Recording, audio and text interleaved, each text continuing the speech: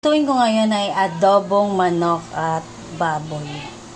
Halo siya. Ito sangkap. Siyempre, dato puti, oyster sauce, toyo, suka, laurel, bawang, pamintang buo, pamintang crack, at pamintang durog.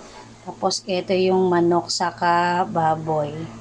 Saka isang atay at balong-balunan. Mamarinate ko lang yan ng 30 minutes bago pakuluan. Nalagyan ko ng laurel, pamintang buo, tapos toyo,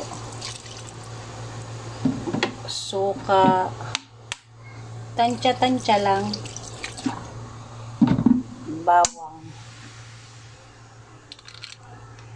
Lalagyan ko rin yan pamintang durog at crack. Haluin lang natin, saka i-marinate natin ng 30 minutes bago pakuluan.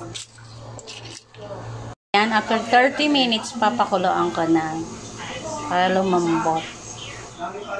Ayan, malambot na siguro yung chicken yan. Hiwalay ko muna kasi maluluto ng gusto.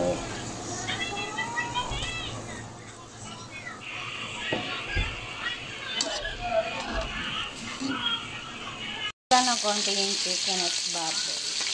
Hanggang magka-konting brown lang.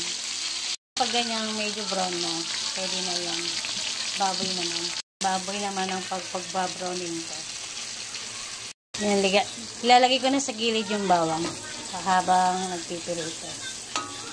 Para maging golden brown din.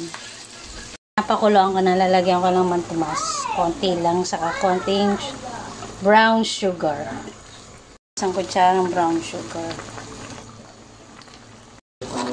Ayan. Nag-reduce na yung sabaw. Luto na to. Ang ganda na ng kulay. Tayin ko na.